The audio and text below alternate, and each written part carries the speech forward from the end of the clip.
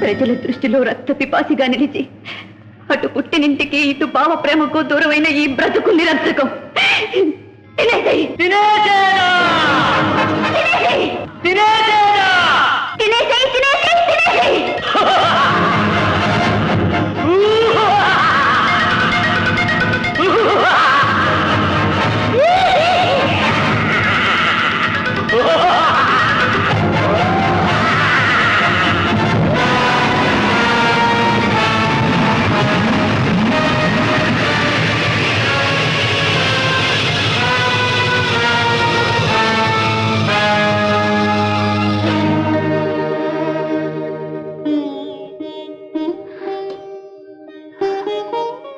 ఏమిటి మాయా? తమరెవరు? నేను విష్ణు శర్మ అనే పండితుడను. నేర్చిన విద్యలను దాచుకున్న నేరానికి నా గురుదేవులు నన్ను ఒక భయంకర పిశాచివి కమ్మని శపించారు. ఆ పిశాచి రూపంతో తినేసేదా అని ముమ్మార్లు అడిగినప్పుడు ఎవరైతే అన్ని మార్లు తినేసేయి అని నిర్భయంగా చెబుతారో అప్పుడే నాకు శాప విముక్తి కలుగుతుందని సెలవిచ్చారు. ఇంతవరకు ఈ ప్రాంతానికి ఎందరో వచ్చారు. నా మాటలు విని కొందరు పారిపోయారు. నన్ను చూసి కొందరు గుండె పగిలి మరణించారు. నీవు పుణ్యవతి కనుకనే ఇన్నాళ్లకు నాకు శాప విమోచనం కలిగింది. పుణ్యవతినా? నేను పుణ్యవతినైతే నాకెందుకిన్ని కష్టాలు, ఎందుకిన్ని బాధలు? ఇవి బాధలు కావు తల్లి, భగవంతుని పరీక్షలు. అటు చూడు తల్లి.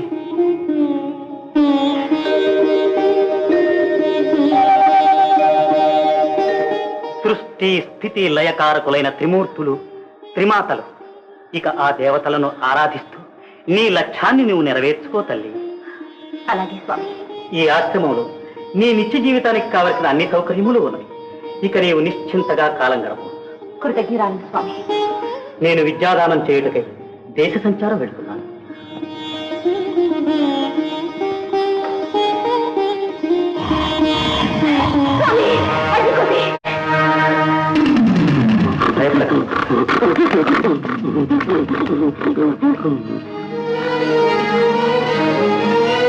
ఇది ఇక్కడికి వచ్చినది నీకు మేలు చెయ్యటానికే కాని హాని చెయ్యటానికి కాదు తల్లి. స్వామి. అవునమ్మా, ఈ అడవిలో ఏ తోడు లేని నీకు ఇదే అన్ని విధాలా కన్న తండ్రిలా సహకరిస్తుంది. ఉండని అమ్మా.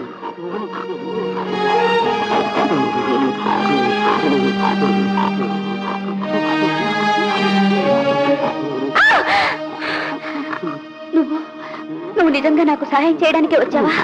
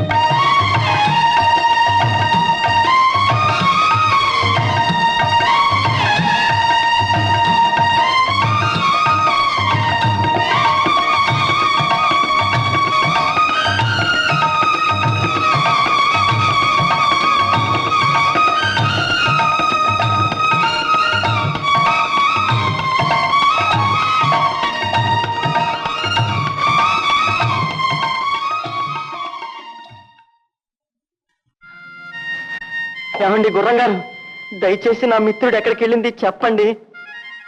చెప్పరా? గడ్డి మేయటాన్ని నోరుంది కానీ చెవడానికి నోరు లేదే. ఒక్కటేస్తే ఒక్కటే.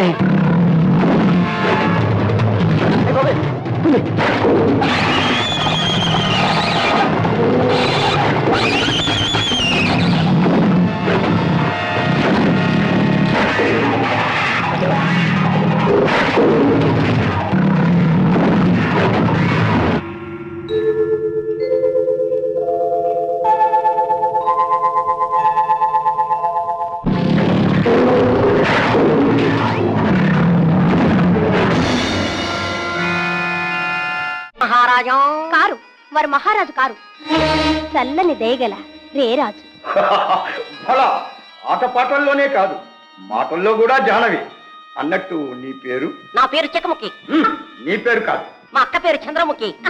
దండనాయక, ఈ కళాకారులకు మా ఏకాంత మందిరంలో విడిది ఏర్పాటు చేయించండి.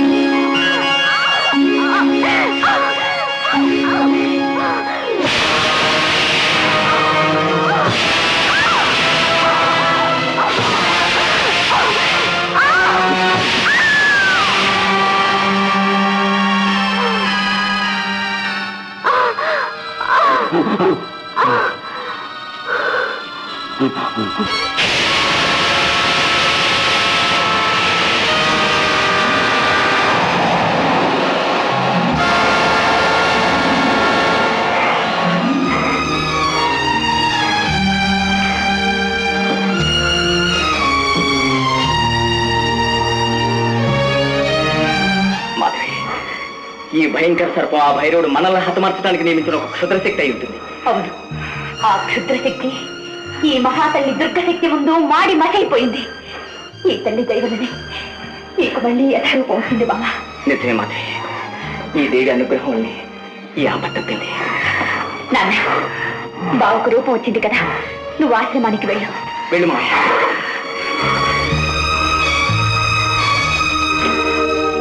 అయితే మీరు ఈ దేశానికి రాజుగా ఉండరన్నమాట.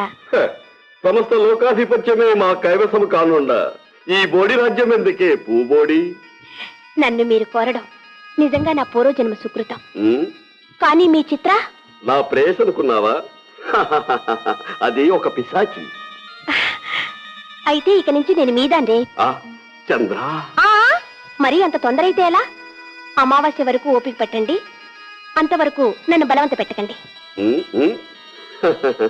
ముద్దు ముద్దు మాటలతోనే పొద్దు పుచ్చిపోయావు కదే. వసంత, ముందు చిత్రలేఖను బయటికి పంపించి ఆ తర్వాత భైరవుడి సంగతి చూద్దాం. అందుకు ఉపాయం ఇలా రా.